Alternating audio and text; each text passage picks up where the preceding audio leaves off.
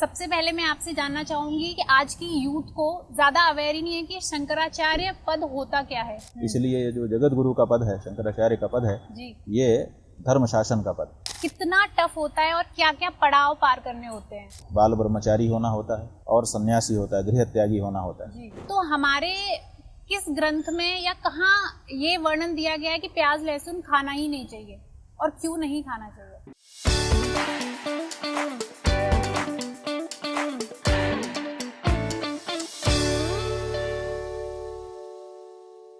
बहुत बहुत स्वागत है सबसे पहले द सोशल लाइट प्लेटफॉर्म पे।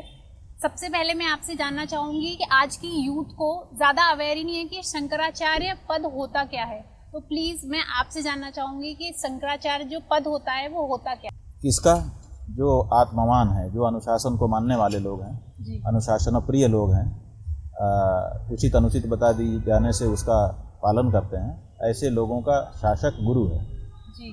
जो बताई गई बात को, कानून को नहीं मानते, सोचते हैं कि कौन देखता है, उसका शासक राजा होता है।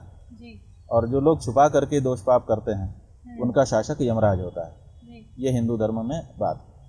तो हमारे यहाँ जो गुरु है उसका शासन सबसे बड़ा माना जाता है। जी। क्योंकि अधिकतर लोग ऐसे होते हैं जिनको उचित अनुचित बता दिया जाए तो वो उसका पालन करने लग जाते हैं। तो गुरु जो है वो शासक है। इसलिए ये जो जगत गुरु का पद है, शंकराचार्य का पद है, ये धर्म शासन का पद। जी।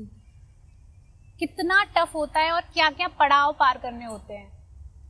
देखिए, जो शंकराचार्य होते हैं जी। वो एक तो सन्यासी होते हैं, तो उनको बाल ब्रह्मचारी होना होता है और सन्यासी होता है, गृह त्यागी होना होता है। जी। तो जो भौतिक जीवन है उसको छोड़ करके आध्यात्मिक जीवन जीते हैं। जी। त्यागी होते हैं और ब्रह्मचारी होते हैं। साथ ही साथ चूंकि उनको धर्म निर्णय देने पड़ते हैं, कभी भी धर्म के बारे में जब दो मत होते हैं तो उनको उसमें निर्णय देना पड़ता है। इसलिए उनसे अपेक्षा की जाती है कि वो वेद वेदांग विशारद हों, सभी शास्त्रों में समन्वय स्थापित करने की क्षमता उनके अंदर है और जो धर्म का मर्म है उसके जानकार है। जी।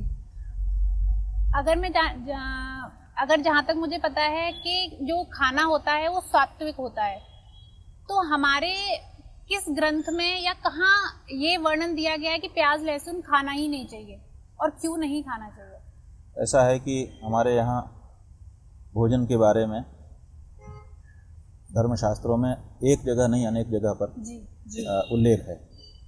क्योंकि हमारे यहाँ ये माना जाता है कि युक्ताहार विहारस्य युक्त चेष्टस्य कर्मसु युक्त स्वप्नावबोधस्य योगो भवति दुःखः। योगों से दुख की हानि हो जाती है, दुख मिट जाते हैं, ये बात सही है। लेकिन किनके? जिनका आहार विहार युक्त होता है। तो आहार जो है वो युक्त होना चाहिए। सोना जागना, नहाना धोना और भोजन करना समय पर होना चाहिए और सही चीज का होना चाहिए।